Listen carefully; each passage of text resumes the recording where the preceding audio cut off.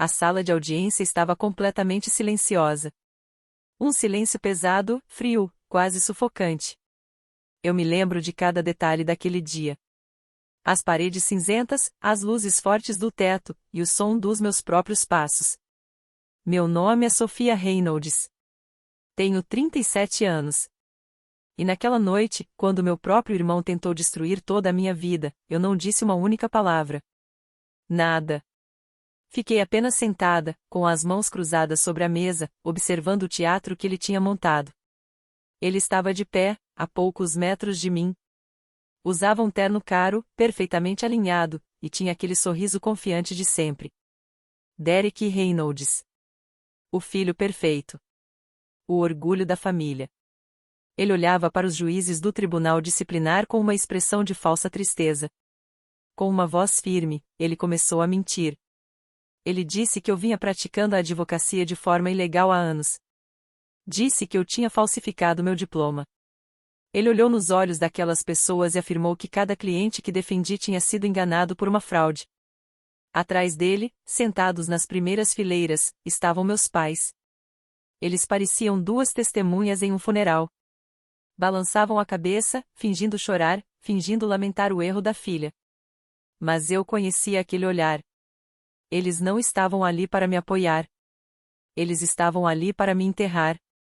Derek falava com aquela arrogância típica de quem sempre teve tudo na vida, de quem acredita que o final da história já foi escrito. Ele achava que tinha venceu. Mas, o que ele não sabia, era que o destino adora mudar as regras do jogo no último segundo. O juiz principal, um homem sério e cansado, estendeu a mão para abrir a minha pasta de documentos. Ele abriu o arquivo sem pressa, com indiferença. Passou a primeira página. Depois, passou a segunda. E, de repente, o homem congelou. O silêncio na sala ficou ainda mais profundo. Eu vi o sangue sumir do rosto do juiz de forma tão rápida que pareceu mentira. As mãos dele apertaram as bordas do papel. Ele levantou os olhos, lentamente, e olhou fixamente para mim. Naquele segundo congelado, o mundo parou. O juiz se levantou de um salto, pegou a pasta contra o peito e correu para sua sala privada sem dizer nada. O sorriso no rosto do meu irmão desapareceu. Minha mãe parou de respirar por um instante. Meu pai parecia confuso e furioso ao mesmo tempo. E eu, no meio daquela tempestade, senti uma calma absoluta. Uma certeza fria de que alguém seria destruído naquela noite. Mas não seria eu. Antes de te contar o que estava naquela pasta, me diga, de onde você está assistindo este vídeo? Quero ver até onde a minha justiça vai chegar hoje. Para entender por que meu irmão queria tanto me destruir, você precisa conhecer a família onde eu cresci. Os Reynolds nunca entenderam o significado da palavra amor. Para eles, o amor era algo que precisava ser medido, exibido e aplaudido pelos outros. Meu pai era um cirurgião cardíaco famoso. Alguém que salvava a vida de homens ricos e poderosos. Minha mãe transformava almoços de caridade em um verdadeiro show para a sociedade. Ela usava a bondade da mesma forma que outras mulheres usavam diamantes, apenas para ostentar. E depois, havia o Derek. Ele era a obra-prima que meus pais poliam desde o nascimento. O aperto de mão correto, o corte de cabelo perfeito, as melhores escolas, a ambição certa. Ele aprendeu cedo que, na nossa casa, ser amado significava ser útil para as aparências. Eu, por outro lado, nunca servi para o comercial de televisão deles. Eu era a criança que fazia as perguntas erradas. A filha que odiava sorrisos falsos e mentiras ensaiadas. Eu era aquela que percebia que meu pai falava com mais carinho com os doadores do hospital do que com os próprios filhos. Quando eu e o Derek terminamos a faculdade de Direito, a divisão entre nós ficou clara. Ele foi trabalhar em uma grande empresa no centro de Seattle, defendendo corporações bilionárias e limpando o nome de homens poderosos. Eu escolhi a defesa criminal. Escolhi o tribunal público, porque passei a vida inteira vendo como o dinheiro decide quem tem dignidade e quem não tem. No começo, meus pais acharam que era apenas uma fase, uma rebeldia de uma jovem inteligente. Mas tudo mudou quando ganhei meu primeiro caso importante no tribunal. Cometi o erro de contar isso durante um jantar de família. Lembro perfeitamente daquela mesa comprida, os talheres de prata brilhando sob a luz do lustre caro. Derek estava encostado na cadeira, com uma taça de vinho na mão, olhando para mim como um príncipe olha para um servo. Contei que tinha defendido um jovem de 19 anos, um trabalhador de um depósito que foi acusado injustamente de um roubo armado. Expliquei como destruí o argumento da acusação no tribunal e consegui a liberdade dele. Eu estava cheia de adrenalina, orgulhosa do meu trabalho. Meu pai nem se deu ao trabalho de sorrir. Ele apenas olhou para profissionalmente e perguntou se eu pretendia passar a vida toda limpando a sujeira de criminosos. Minha mãe suspirou, dizendo que não saberia o que falar para as amigas do clube quando perguntassem sobre o trabalho da filha. E Derek, com aquele sorriso venenoso, disse que eu estava confundindo caridade com talento. Ele afirmou que um advogado de verdade ganhava em uma tarde o que eu ganhava em um mês defendendo o lixo da cidade. Foi ali que o clima quebrou. Olhei bem para ele e disse que, pelo menos, os meus clientes eram honestos sobre quem eram. Meu pai bateu na mesa, me chamando de desrespeitosa. Minha mãe disse que eu estava envergonhando o sobrenome Reynolds. E Derek me disse uma frase que nunca esqueci: você escolheu a lama porque nunca teve capacidade para o topo. Aquela frase doeu. Não porque eu acreditava nele, mas porque mostrava a verdade crua sobre a minha família. Nós só éramos amados se fossemos o reflexo do que eles queriam. Levantei-me da mesa antes mesmo da sobremesa. Meu pai avisou que, se eu saísse por aquela porta, perderia tudo que o nome Reynolds oferecia. Olhei para ele e disse que preferia perder o dinheiro deles a passar o resto da vida vendendo a minha alma em troca de aprovação. Saí de casa com a minha bolsa, meu diploma e uma raiva tão fria que se tornou meu combustível. Naquela noite, no estacionamento, Derek gritou que eu voltaria rastejando em menos de um ano. Eu me virei e disse para ele rezar para nunca me encontrar do outro lado do tribunal. Anos depois, percebi que aquilo não foi uma ameaça. Foi uma profecia. Eu construí a minha vida do jeito mais difícil. E isso significa que eu a construí de forma honesta. Meu primeiro escritório ficava no quarto andar de um prédio antigo e cansado, em Seattle.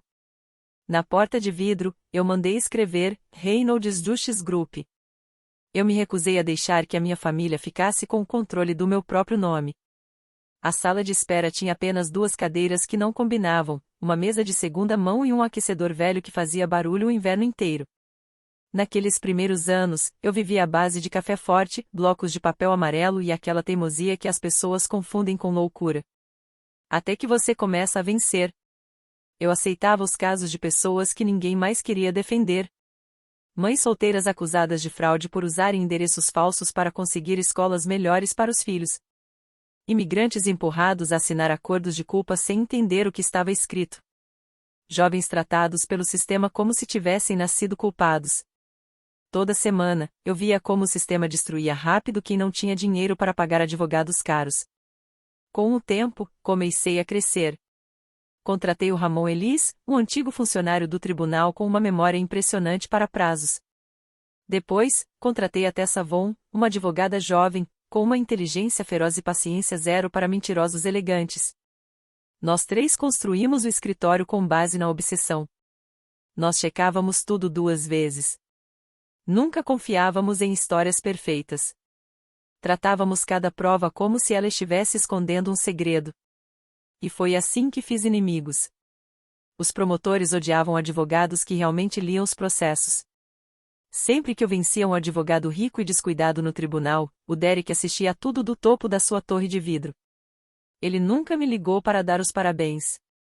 Em vez disso, ele me mandava e-mails sobre escritórios que quebraram ou notícias de defensores criminais que foram presos.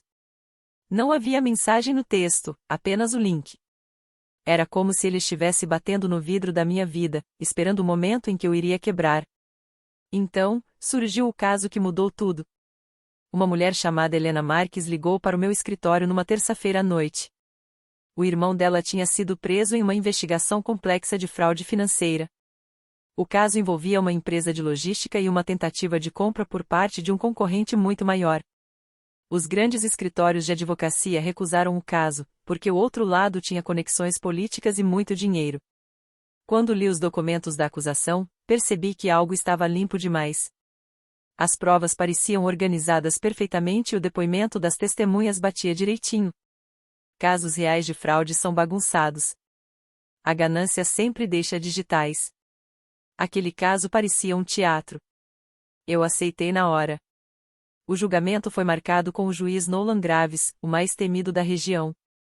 Graves era durão, exigente e famoso por não se importar com sobrenomes famosos, charme ou grandes escritórios.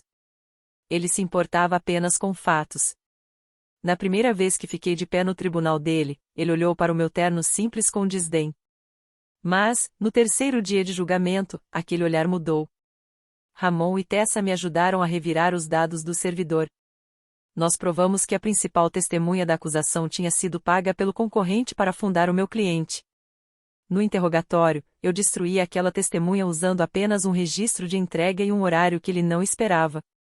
O argumento da acusação caiu por terra. Meu cliente foi absolvido. Na saída do tribunal, os repórteres se aglomeravam. O juiz Graves não disse nada durante a sessão. Mas, quando a sala esvaziou, o segurança dele me entregou um bilhete dobrado. Estava escrito: Senhorita Reynolds, isso foi uma advocacia rara. Não deixe que esta cidade tire a sua firmeza. Eu guardei aquele bilhete na minha mesa. Pela primeira vez em anos, alguém de dentro do sistema viu exatamente quem eu era. Derek viu as notícias. Meus pais também viram. Eu sei que eles assistiram ao meu rosto no Jornal da Noite e sentiram apenas irritação. O meu sucesso quebrava a mentira da família de que eu era a ovelha fraca. Mostrava que eu não tinha fugido do poder. Eu apenas tinha escolhido um poder diferente. O que eu não sabia, era que enquanto eu construía o meu nome, Derek estava destruindo o dele em segredo. Dentro do seu escritório, Derek tinha um problema que o charme não conseguia mais esconder. Ele tinha se envolvido em um esquema perigoso de investimentos em criptomoedas. Para cobrir os prejuízos, Derek começou a pegar dinheiro das contas de fundo de garantia dos seus próprios clientes. Começou como arrogância e virou roubo. Ele achou que conseguiria devolver o dinheiro antes que alguém percebesse. Mas o mercado caiu de novo. Um cliente exigiu uma auditoria detalhada, e Derek se viu diante de um abismo que iria explodir a sua carreira. Ele precisava de duas coisas urgentes: um ato público de heroísmo para parecer intocável e um novo grupo de clientes ricos para cobrir o rombo financeiro antes que a auditoria chegasse ao seu andar. E eu era a resposta perfeita. Derek percebeu que, se conseguisse me acusar publicamente de ser uma advogada falsa, ele faria mais do que me destruir. Ele se apresentaria como o irmão corajoso que escolheu a lei em vez do sangue. Depois, o escritório dele entraria para pegar os meus clientes abandonados. Era algo nojento. Era cruel. E era exatamente o tipo de coisa que um homem como ele chamava de estratégia. A denúncia oficial do Tribunal Disciplinar chegou ao meu escritório numa manhã cinzenta. Meu irmão Derek e meus pais tinham assinado declarações sob juramento, afirmando que eu era uma fraude e que meu diploma era falso. Se o tribunal acreditasse naquilo, minha carreira estaria destruída antes que eu pudesse me defender. Mas eu não ia me render. Chamei a Marianne Crowe, a melhor advogada de defesa profissional da cidade, e junto com a minha equipe, começamos a lutar. Ramon e Tessa reviraram os documentos falsos que Derek tinha enviado. Trouxemos Silas Kine, um especialista digital forense que analisou os arquivos PDF da acusação. Em poucas horas, a mentira do Derek começou a se despedaçar. A carta de reprovação falsa usava a assinatura de um administrador que já estava aposentado na época. O selo do documento era digital e moderno, incompatível com a data antiga. E o mais importante, os registros ocultos do arquivo apontavam que ele tinha sido criado em um computador dentro da própria rede do escritório do Derek. Marianne queria pedir o arquivamento imediato, mas eu recusei. Eu queria o Derek sob juramento. Queria que ele confirmasse a mentira no tribunal. No dia da audiência, Derek estava no púlpito com total confiança. Ele fingia tristeza, dizendo aos juízes que falava em nome da ética e que eu era uma mentirosa. Minha mãe fingia chorar na plateia e meu pai se recusava a olhar para mim. O juiz Graves abriu a pasta com as nossas contraprovas, ficou pálido e correu para sua sala privada.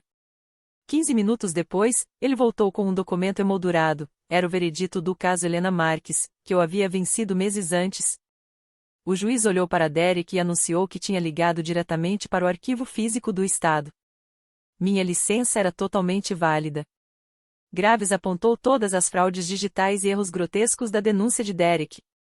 Foi quando Mariane entregou a nossa prova final, um e-mail interno onde Derek propunha ao seu sócio roubar os meus clientes para cobrir o rombo financeiro que ele mesmo tinha causado ao desviar dinheiro do fundo de garantia de seus clientes.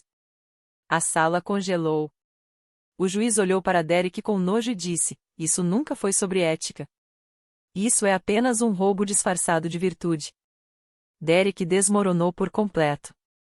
Ele começou a falar rápido, culpando o especialista em informática e depois culpando os nossos próprios pais. Meu pai se levantou gritando que o filho era um mentiroso, e minha mãe entrou em um pânico feio. O juiz Graves mandou os dois se sentarem, avisando que agora eram considerados possíveis cúmplices de um crime. Derek saiu do púlpito, caiu de joelhos chorando ao lado da minha mesa e implorou: "Sofia, por favor, se isso virar um caso criminal, vai destruir tudo. Eu te dou meu apartamento, limpo as contas, faço o que você quiser. Apenas pare isso agora." Olhei para ele de cima com um desprezo frio. Atrás dele, meus pais deram um passo para trás e viraram o rosto, escolhendo a distância no exato segundo em que ele deixou de ser útil para o orgulho da família. O juiz Graves ordenou que os policiais levassem Derek preso por falso testemunho, fraude processual e desvio de dinheiro. Todas as acusações contra mim foram retiradas com um pedido oficial de desculpas. Peguei a minha pasta e perguntei se estava dispensada porque tinha um julgamento real na manhã seguinte. O juiz sorriu com respeito e disse: "Você está dispensada, doutora. Ao contrário do seu irmão, você tem um trabalho de verdade para fazer." Derek perdeu o diploma, o apartamento e foi condenado à prisão. Meus pais perderam o orgulho que ostentavam para o mundo. O nome Reynolds finalmente significava exatamente o que era, e eu continuei no tribunal, defendendo a verdade. Se você gostou de como a justiça foi feita nessa história, não se esqueça de deixar o seu like e se inscrever no canal para não perder os próximos casos surpreendentes. E deixe aqui nos comentários: você perdoaria um irmão que tentasse destruir a sua vida? Quero muito saber a sua opinião.